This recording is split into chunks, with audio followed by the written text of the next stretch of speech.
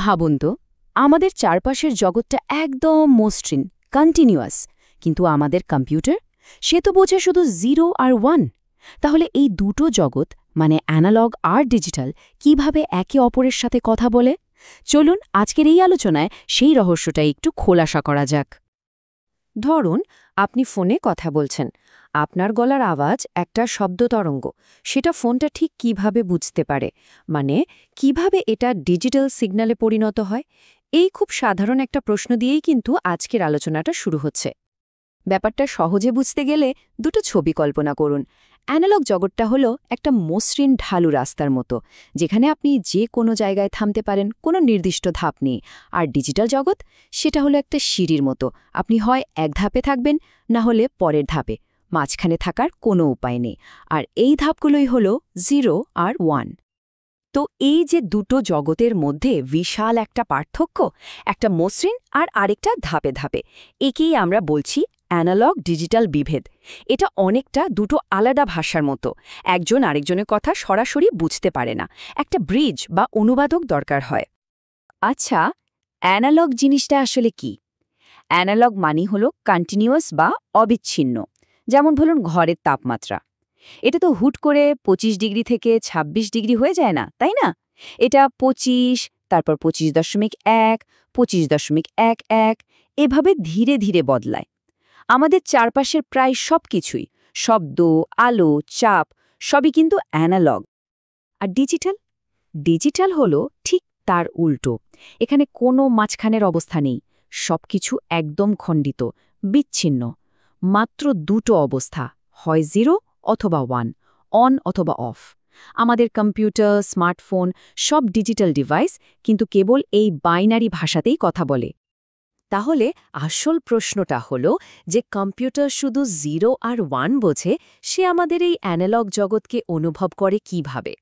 এখানেই আসে একটা দারুণ প্রক্রিয়া, একটা ভৌত ঘটনা থেকে শুরু করে ডিজিটাল সিগন্যাল হয়ে ওঠার পুরো যাত্রাটা একবার দেখে নেওয়া যাক। এই পুরো জার্নিটা বলতে পারেন 5টা মূল ধাপে হয়।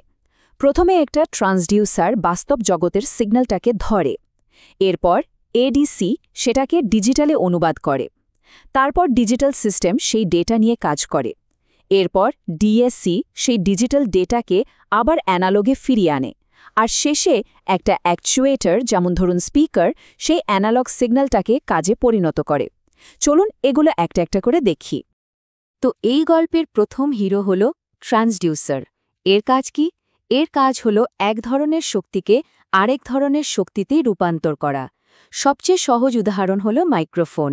আমরা যখন কথা বলি তখন যে সাউন্ড ওয়েভ বা শব্দ তরঙ্গ তৈরি হয়, মাইক্রোফোন সেটাকে একটা অ্যানালগ ইলেকট্রিক্যাল সিগন্যালে, মানে ভোল্টেজে বদলে দেয়।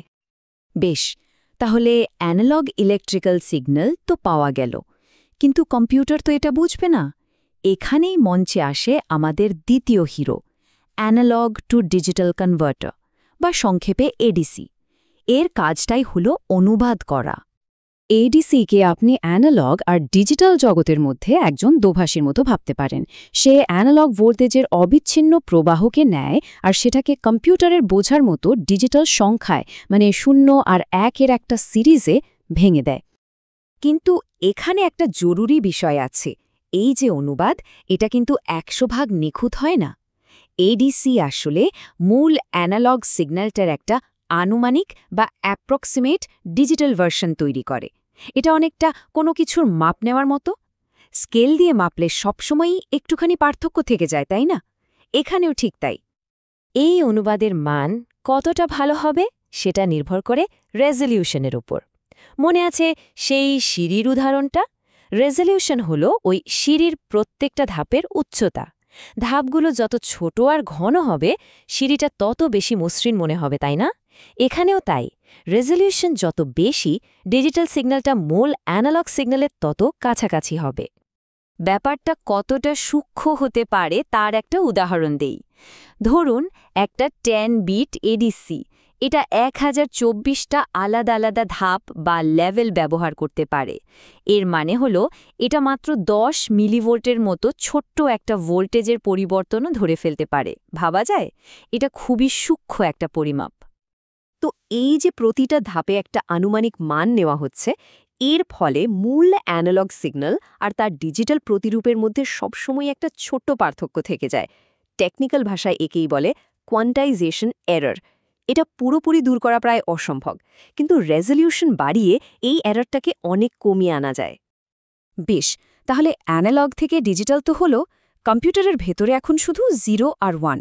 কিন্তু আমরা যখন গান শুনি বা ভিডিও দেখি, তখন তো আর 0 আর 1 শুনি না, তাই না? আমরা তো শব্দ শুনি, ছবি দেখি। তার মানে এই ডিজিটাল ডেটাকে আবার অ্যানালগ জগতে ফিরিয়ে আনতে হবে। কিভাবে হয় সেই কাজটা? এই উল্টো কাজটা করার জন্য আছে আর একটা ডিভাইস, যার নাম ডিজিটাল টু অ্যানালগ কনভার্টার বা ড্যাক। বুঝতেই পারছেন, এটা এডিসি এর একদম বিপরীত।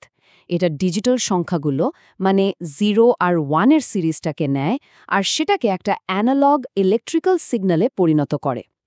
এই সিগন্যালটাই পরে আমাদের হেডফোন বা স্পিকারে গিয়ে শব্দ তৈরি করে। এই স্লাইডটা দেখলে বোঝা যাবে ডিএসি কিভাবে কাজটা করে।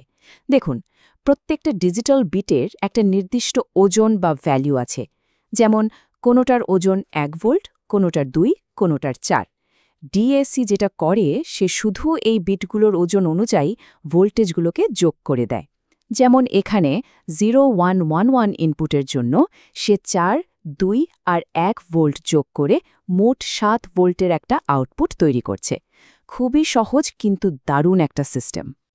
তাহলে বুঝতেই পারছেন, ডিএসি যখন ধাপে ধাপে এই ভোল্টেজগুলো তৈরি করে, তখন যে আউটপুট সিগন্যালটা পাওয়া যায় সেটাও দেখতে অনেকটা সিঁড়ির মতো হয়।